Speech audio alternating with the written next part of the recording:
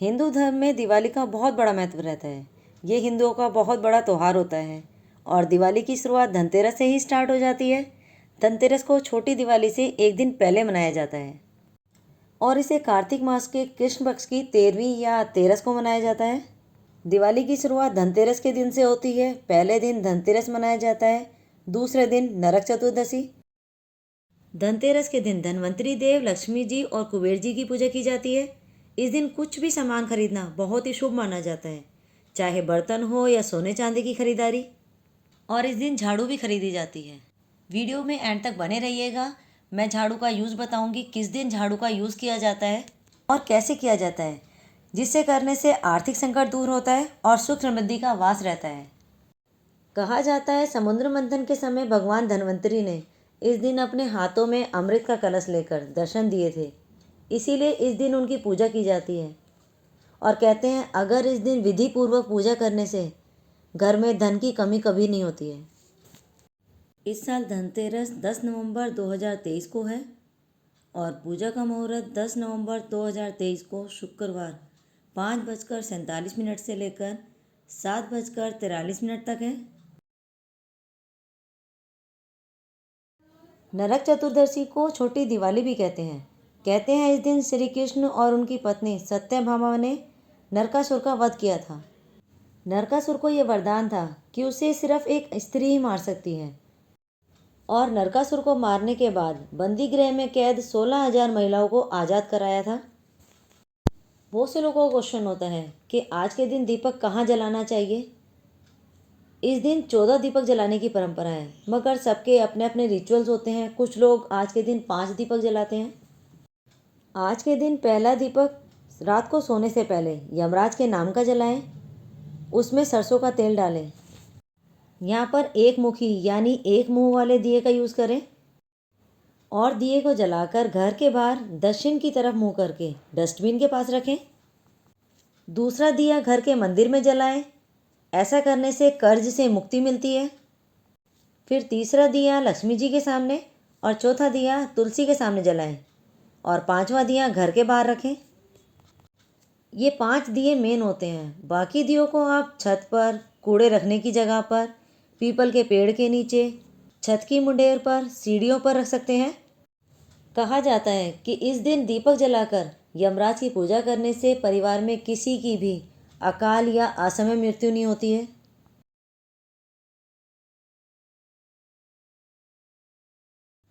दिवाली के दिन लक्ष्मी जी की पूजा करने का सबसे ज़्यादा महत्व होता है। लक्ष्मी पूजन से परिवार में सुख और समृद्धि आती है। लक्ष्मी जी के साथ गणेश जी की और सरस्वती जी की भी पूजा की जाती है। माता लक्ष्मी जी को धन और संपत्ति की देवी माना जाता है और वहीं गणेश जी को बुद्धि और कार्य को सफल करने वाला माना जाता है। मान्यताओं के अनुसार इस दिन माँ लक्ष्मी सबके घर आशीर्वाद देने आती है। दिवाली के दिन शुभ मुहूर्त के अनुसार लक्ष्मी जी का पूजन विधि पूर्वक करने से सारी मनोकामनाएं पूरी होती है। ऐसा माना जाता है कि यह पर्व भगवान श्री राम के लंकापति रावण पर विजय हासिल करने और 14 साल के वनवास पूरा कर घर लौटने की खुशी में मनाया जाता है।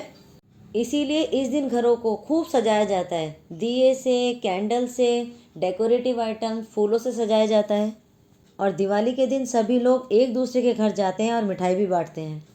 पंचांग के अनुसार इस साल यानी 2023 को दिवाली 12 नवंबर को पड़ रही है और इस दिन पूजा का मुहूर्त शाम को 5:39 से लेकर रात्रि 7:35 तक है। दिवाली पर जब हम पूजा करते हैं तो पूजा करने के सभी के अपने अलग अलग रिचुअल्स यानी रीति रिवाज होते हैं, उनको ही फॉलो करना चाहिए। जब लक्ष्मी जी की पूजा करने के लिए सामग्री इकट्ठा करते हैं तो उन्हें अपने सामर्थ्य के अनुसार ही करना चाहिए। वैसे हमें कुछ बातों का ध्यान रखना चाहिए कि उन चीज़ों का प्रयोग तो ज़रूर करें जो कि लक्ष्मी जी को बहुत ही प्रिय है। जैसे वस्त्र में लाल, गुलाबी या पीले रंग का वस्त्र, पुष्प में कमल या गुलाब, फल में श्रीफल, सीताफल, बेर, अनार या सिंगाड़े जैसे केवड़ा, गुलाब या चंदन का इत्र रखें। अनाज में चावल और मिठाई, घर में बनी हुई कुछ भी मिठाई हो या हलवे का प्रसाद रखें। इन सभी चीज़ों को पूजा में ज़रूर शामिल करें।